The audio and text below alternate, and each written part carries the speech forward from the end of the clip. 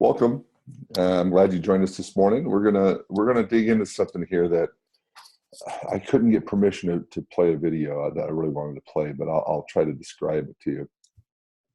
Um, but before we go into that, I just wanted to kind of check in with everybody. How you doing? And what's the Lord been doing in the last few days since we met on one of these?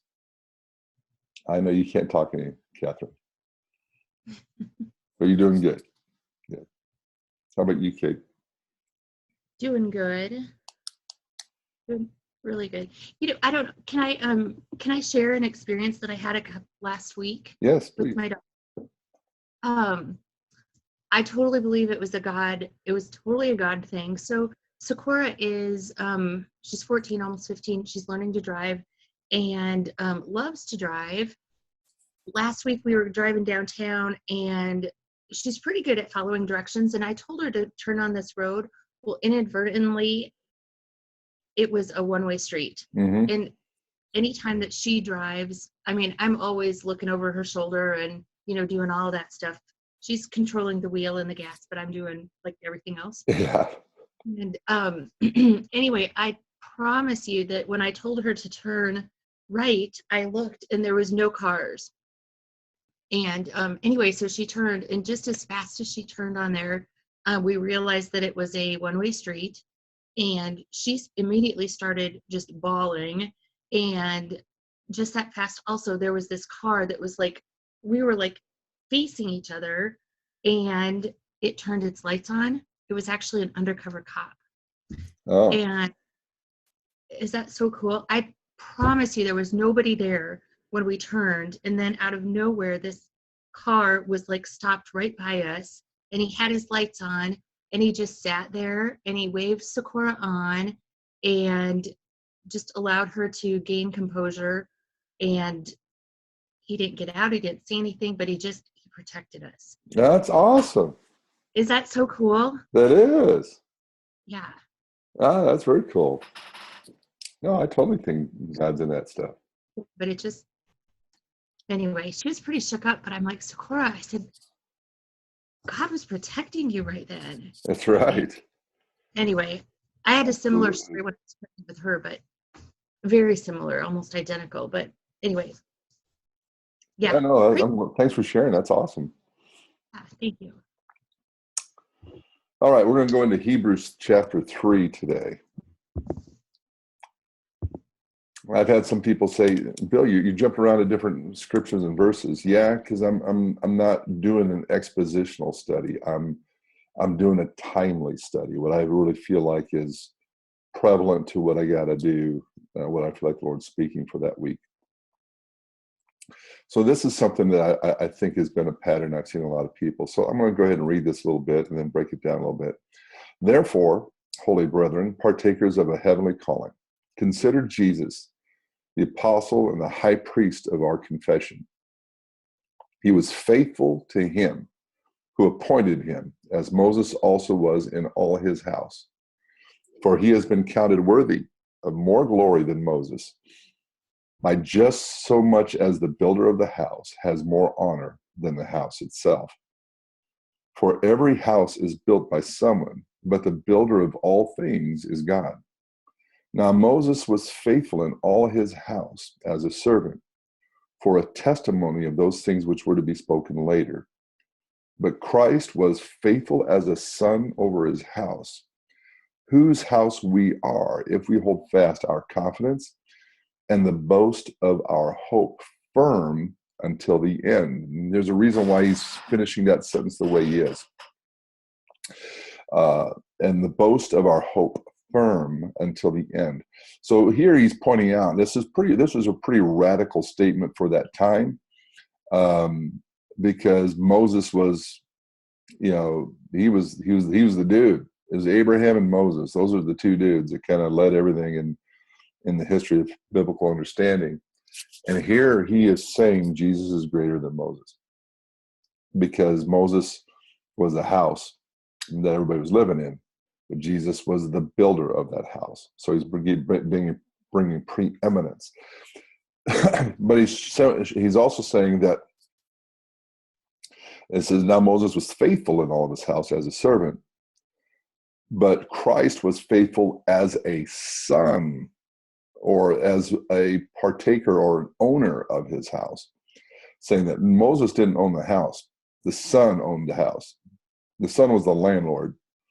The tenant was Moses. And so that there was an ownership. There was a confidence that he carried, that he was faithful with throughout his faith and his hope that was stayed firm until the end. Here's why he's saying this. The book of Hebrews was written to Jewish believers who had found hope in the return of Christ and had felt like the delay of the return of Christ had discouraged them. And many of them were looking to go back to Judaism because they understood it, because it was something they knew, rather than hold on to this faith in Jesus that had disappointed them because he hadn't returned yet. Does that all make sense? So he's speaking to these people that are losing belief. And so he's saying this thing about holding firm until the end, which leads to this next passage. And now, as far as our personal application of this, I'm gonna dive on that here in a little bit. But as he continues this thought, we go into verse 7. It says, therefore, just as the Holy Spirit says, today, if you hear his voice, do not harden your hearts as when they provoked me, as in the day of trial in the wilderness, when your fathers tried me by testing me and saw my works for 40 years. Therefore, I was angry with this generation and said, they always go astray in their heart, and they did not know my ways. As I swore in my wrath, they shall not enter my rest. Now, you talk to a lot of modern day believers, they don't want to hear this kind of language, because I want a loving God, not an angry God. I want a God of redemption, not a God of wrath. Well, of course, because you don't want any consequences for your behavior. But I'm going to finish the next passage, but then I'm going to come back. I'm going to break this down as far as what's really going on here, because it can apply to a lot of the dialogue we're dealing with our own family.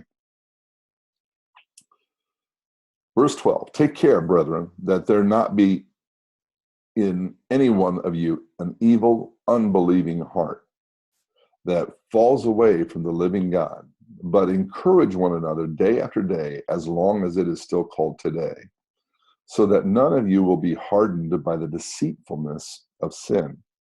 For we have become partakers of Christ if we hold fast the beginning of our assurance firm until the end. While it is said, today if you hear his voice, do not harden your hearts as when they provoked me. For who provoked him when he had heard? Indeed, did not all those who came out of Egypt led by Moses? And with whom was he angry for 40 years? Was it not with those who sinned, whose bodies fell in the wilderness? And to whom he did swear that they would not enter his rest, but to those who were disobedient. So we see that we were not able to enter because of unbelief. So the details of this is he's starting to talk about the fact that they're walking in the wilderness for 40 years. Did you all ever realize that the journey from Egypt to the promised land should have only taken 11 days? Did you know that? Is when they left, Pharaoh's area and started moving, into the wilderness, the trip should have only taken 11 days. But it took 40 years. Why is that? Well, there's a lot of reasons why. One of the reasons is because of,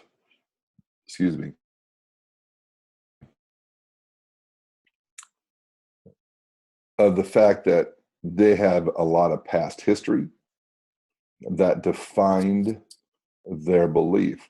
There's an old training that I talk about as far as Belief produces actions, and actions produce results. So if you want different results, you need to have different actions. And in order to have different actions, you need to have different beliefs. You've got to have a new view.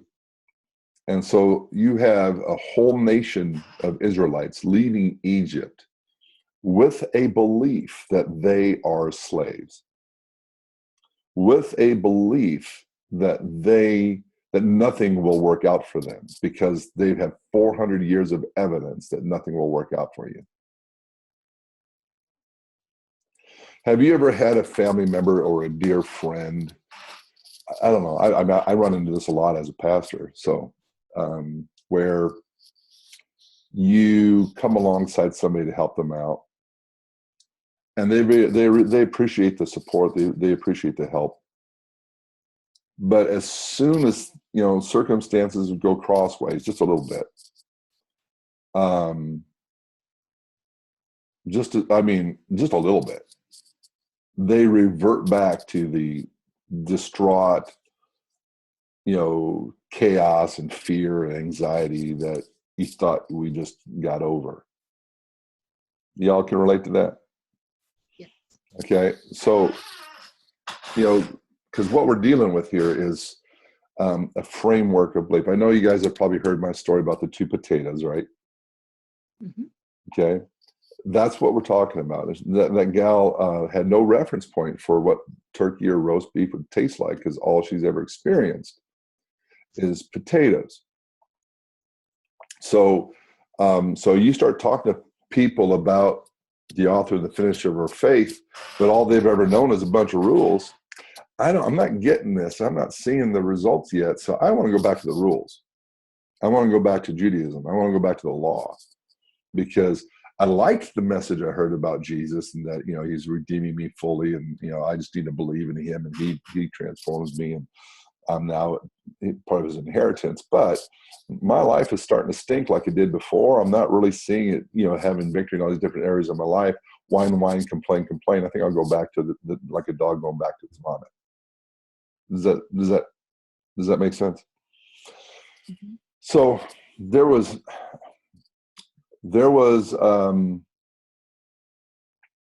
I'll just give you a story from a business perspective. There was a young lady, middle-aged lady, desperate for help. My life is miserable. I'm struggling with this disease. I'm battling with this. I'm battling with that. I need somebody to help me. So I said, okay, I'd be glad to help. So I started helping her from a business perspective. She got really excited because she was getting attention, and was starting to do some of the things she needed to do. But then life got in the way, and something disrupted her life to the point that she immediately went back to, she had a family member that passed away. And so she immediately went back to, nothing ever works for me. You haven't helped me at all. At least this person was nice to me, but you just completely led me astray, yada, yada, and just blaming everybody for her circumstances. And then situations get a little bit better, and she apologizes for saying those things. I didn't really mean those. Can you help me? I'll try again. We start moving forward. And then she has another setback, and it was losing a job or something like that. And then she starts cursing me again. Do you think I have a right to be angry? Yeah, I do. Anger isn't sin. God being angry isn't sin. It says, be angry, but sin not. So you can be angry and not sin.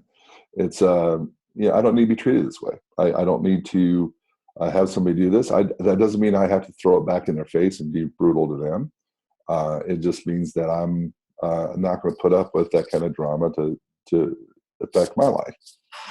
But could you understand how you'd be really hesitant to want to help somebody whenever circumstances get worse? They just blame you for it. Of course. So can you understand? And God being better than me can be long suffering. But look what happened when they went in the wilderness. They go out in the wilderness, and it says very clearly in Exodus that God placed them. He says, I want you to camp out right here next to the Red Sea on purpose so that you're going to be cornered. And so then they see Pharaoh's armies coming, and the first thing they do is complain to Moses, "What'd you just bring us out of Egypt so you can kill us here?" And so just complain. And then God delivers them by extending the staff over the waters all night long, not like in the Hollywood movie things where they stick the staff out and boom, it separates. He stuck the staff over the waters all night long in the dark, so nobody really saw the bridge across the Red Sea until the sun came up. I don't know if you knew that part, but it was actually they extended the staff over the waters all night long. And then they went across Red Sea, celebrated Miriam's dance and all that, and celebrated what God did to deliver them. But then they went into another area and they couldn't find any water. Guess what they started doing again? Complain. And then, so here, before we go, and I can take it further, so then he strikes the rock and water comes out of the rock, but then here's why God was angry.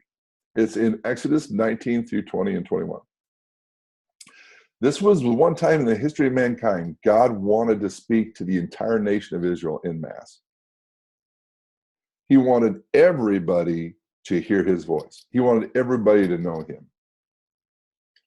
And so his voice starts to come down from the mountain like the sound of a ram's horn, and everybody freaked out. And they prayed this prayer. They said, we don't want to talk to you again. You speak through Moses, we'll do whatever he tells us to do. But we don't ever want to hear this voice again. What would that do to you? You're wanting to have a covenant and a marriage with somebody and go, you know what?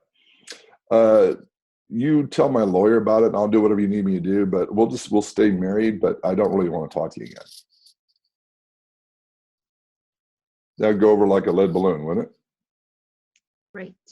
Right. Well, that's what's going on here. We don't want a relationship with you. Thanks for helping us out, but I can't relate to who you are. Just tell that dude what we're supposed to do. We'll do that. And we're going to stay in our old identity as slaves. Just tell us what to do. That's what we're used to. We've been doing it for 400 years. Just let us follow the rules, because that's what we've been doing for 400 years. I don't want to know what it's like to actually live in freedom and get to know my God personally. I don't want to know that. Just give me rules that I can follow. I don't want to hear that I got to pray and hear his voice and do all that. That's too much responsibility. Just give me a pew I can sit in and listen to a nice sermon once a week, and I can call myself a Christian, and don't give me any details of how to have an actual relationship with you.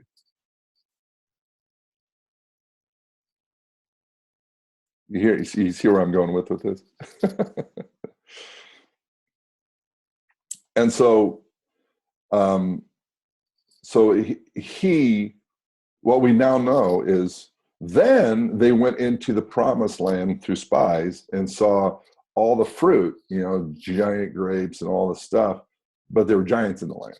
There were people that could tear them apart physically, but they had God and they didn't. But again, they don't really have a relationship with God. They're just appeasing the rules that Moses created, because only Moses was now talking to God instead of them. So they perpetuated an environment for their unbelief, because they did not want to actually engage with the person who could give them a different experience. Can you see how some of this applies to today's Christianity? Absolutely. So they went in the promised land and came out and said, we can't go in there. That's where God wanted to lead them. He said, ain't no way I'm going in there. And that's at that point he said, you know what? I got to leave you guys out here in the wilderness until you die off, and your kids are going to be the ones that get the promised land, because you don't even want to have a relationship with me. So when you hear the word unbelief here, it's not unbelief like I didn't have enough faith and trust in God. It's more of I didn't have enough faith to want to have a relationship with God. I didn't really have a relationship with God. I didn't want to have that faith. I wanted him just to tell me what I could do just to appease the situation, get what I need out of it, but I don't want to actually interact with him. That's the unbelief. Does that make sense? Mm-hmm. So the sin was unbelief. The sin was, I will not believe anything differently than what I've already experienced.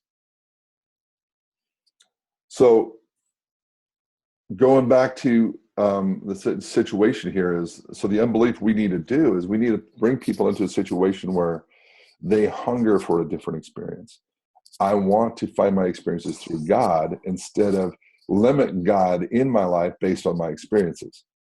You know, people that don't believe God heals anymore, they create a new doctrine that God doesn't heal anymore because they've never experienced somebody being healed. That God doesn't do these certain things anymore because they've never had that experience. So who's actually worshiping who? They're making God fit their experience instead of God defining their experiences. And so you can see how in relationships that we have, we want somebody that's going to want to get to know us more and really understand our heart more instead of limiting our involvement in their life because they want to stay where they're at. And so the peril of unbelief can damage us in so many ways in life. Is if I want to stay in my comfort zones, I'm never going to grow. I'm never going to become everything I was created to be. I'm going to stay where I've settled to be.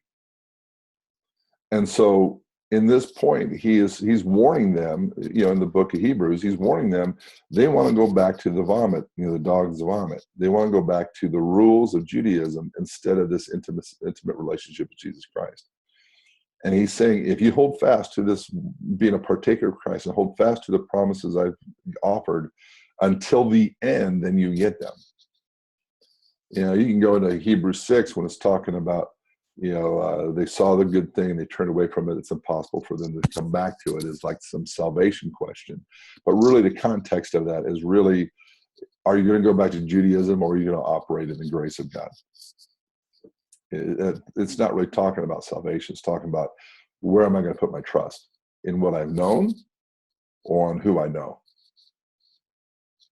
So as we move forward from today is, you know, the old worship song, turn your eyes upon Jesus, look full into his wonderful face, and the things of earth will grow strangely dim in the light of his glory and grace. We turn our eyes on him. So how we change our belief is we choose to focus in on him.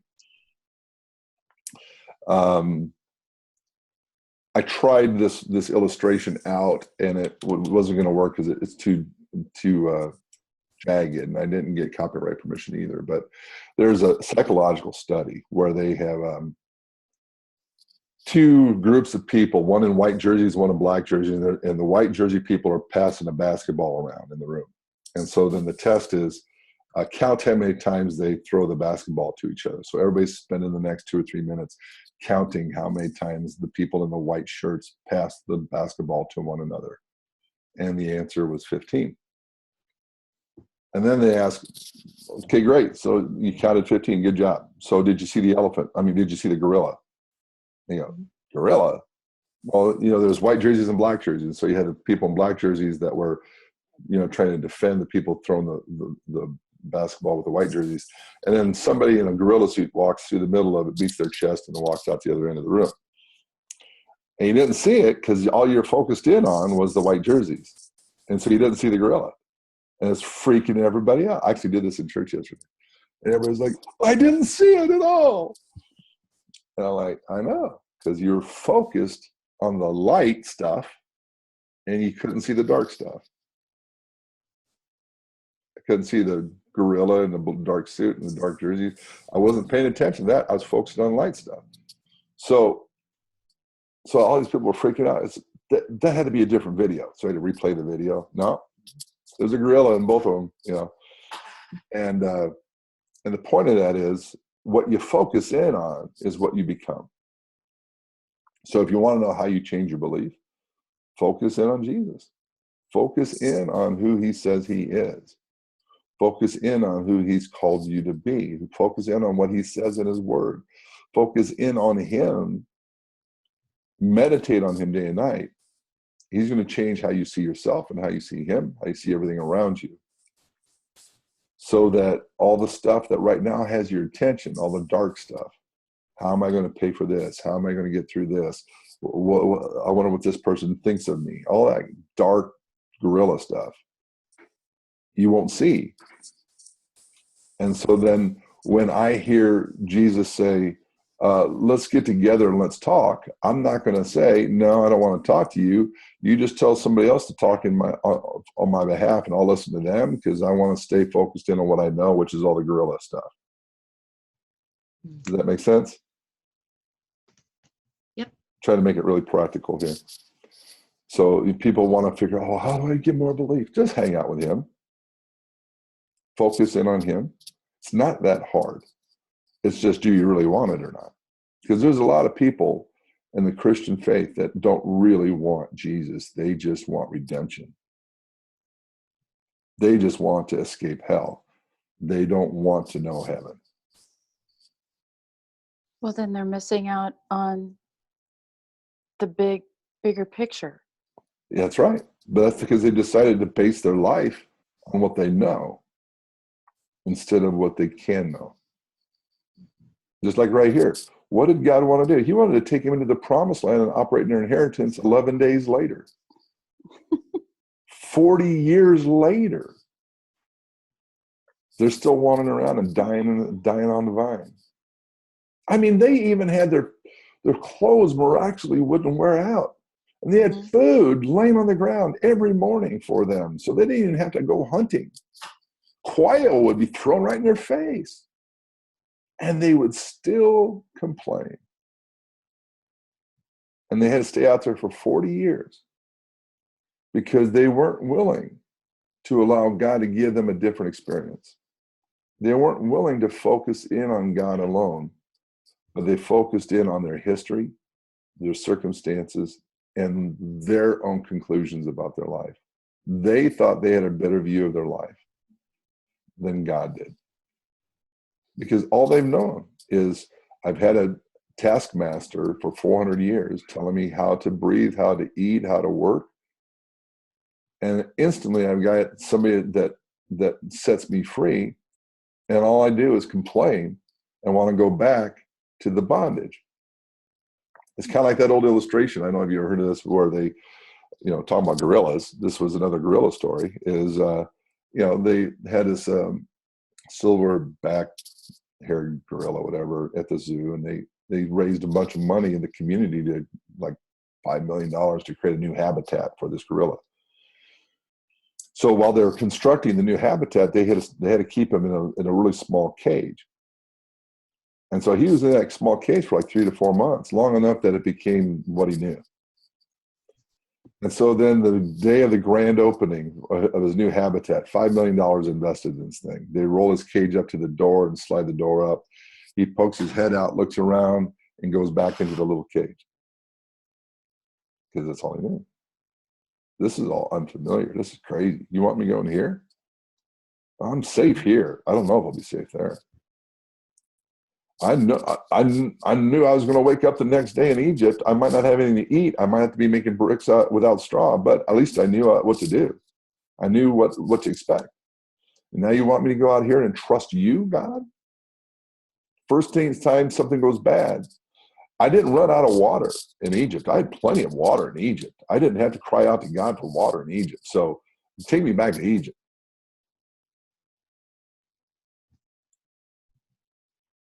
So what conclusions do you have off of what we just talked about? What do you take away from what I just shared?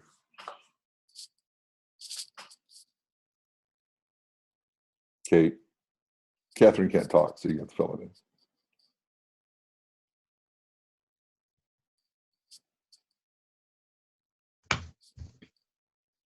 I just think it has tremendous relatability. I think what I'm trying to say. We can see where it fits in a lot of areas of our life, right? Exactly. Yeah. Yes. I mean, this was true, thousands of years ago. This is what they were going on, but we can apply this right now. Good tune. And it fits and it works. Yeah. We just have to let God be working in our hearts and in our lives. We just have to be open to that. Yeah. Cool. Well, let's pray. So, Lord, I thank you for just an invitation to know you, to get to know your heart, to get to know what it is, the ins and outs of what moves your heart. And Lord, I just pray anybody that watches this recording, as well as those that have attended, that this would be an invitation for us to trust you in the unknown, and that you will grow us outside of our comfort zone. So Lord, help us to believe and trust in you, even when all of our circumstances don't go our way. So the first thing we do is just turn on you. We don't want to do that. So help us to trust you into the new world that you want to lead us into. And Lord, I just pray that, I'm going to just pull off our prayer real quick here. Something I heard years ago is this can either be a really good news or troubling news. And that is, God gives you tests, but they're open book tests. And you can take the test over and over again until you pass it. So do we want to pass it in 11 days or in 40 years? So Lord, help us pass this thing in 11 days instead of 40 years. Amen. All right, guys, you have a great rest of the day. I hope that gives you some direction for the week. Take care. All right. Thank you.